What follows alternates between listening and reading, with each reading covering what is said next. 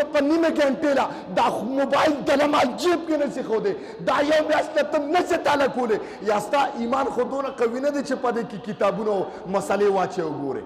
ټول فیسبوکونو ته ناست دی عمران خان بره شو عمران خان لاندې شو مولانا صاحب بره شو مولانا صاحب قسم د دا رمضان دی په دې کې غرق یاره جی نشنلیان بره شو نشنلیان ښکته شو پی ټي آی والا بره شو پی ټي آی والا ښکته شو یاره جی عمران خان سره دوکه وشوه جی مولانا صاحب غداري وکړه جی مولانا صاحب وخوره قسم چې په دا خبرو کې د رمضان نه دی برباد کړی او الله له بس جواب ورکړي دا د عباداتو میاشت ده په دې کې اخلاص ښکاره کې भरपूर په دې کې اخلاص ښکاره کې भरपूर الله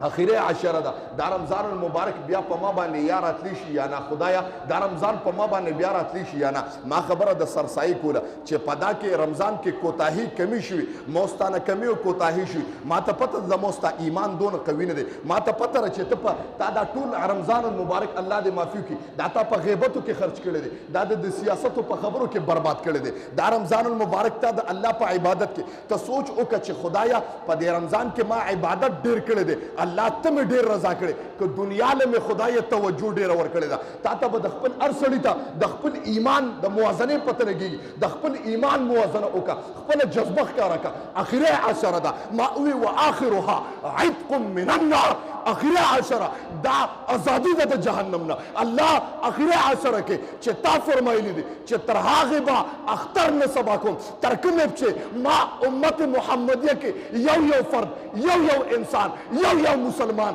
تر کومې پورې ما د هغه د مغفرت اعلان نکړي تر کومې پورې ما د هغه د جهنم نه د براعت او د ازادۍ اعلان نکړي تر هغې به د اختر نه سبا کوم زما رب دونه غیرت کې موت له څه چلې د خدای په ذات باندې ولې غیرت نه کوم د ما محترم الله دومره غیرتي او رحیم ذات دی د ما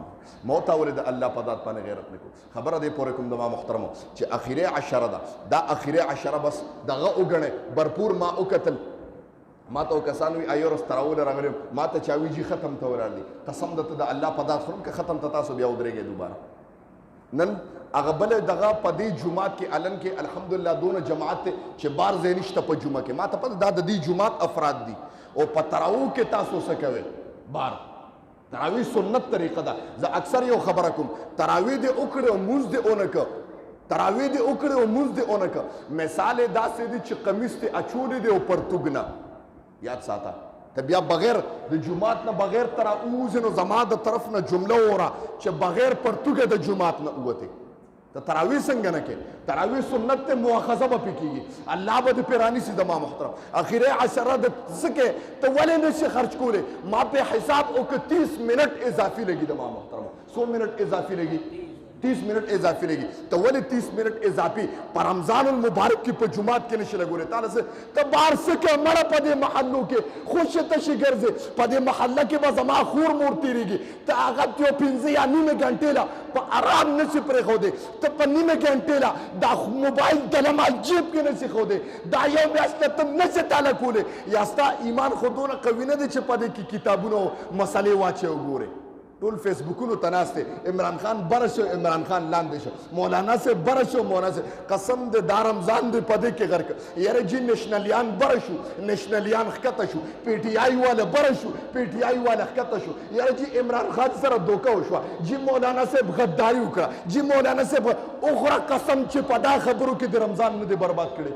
او الله له بس جواب ورکړي ما مخکې ووی دا ټول به مونږ له سره کې مړه که د ما پکارېږي د مو ستا پکارېږي د مو ستا که پکارېږي خپل عمل به د ما ستا محترمو پکارېږي اخیری جمله یم د مو ستا که پکارېږي اخیرنی په دا رمضان المبارک کې مونږ سره مخکې نه تاسو ته پته سراج الحق کاري صاحب تاسو ته پته نوجوانو جي د ما محترمو بوډانو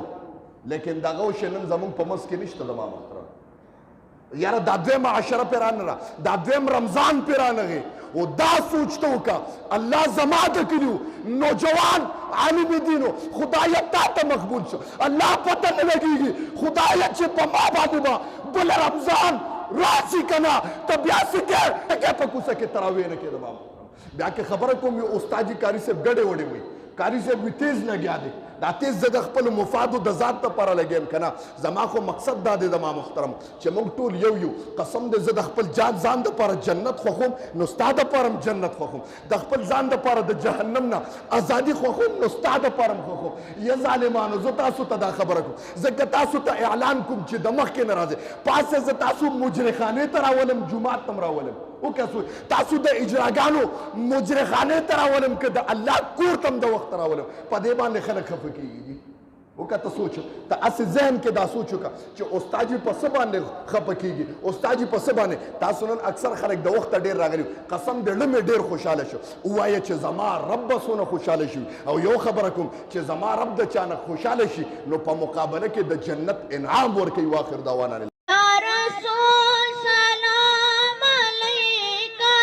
या हबीब सलाम अलैका सलाम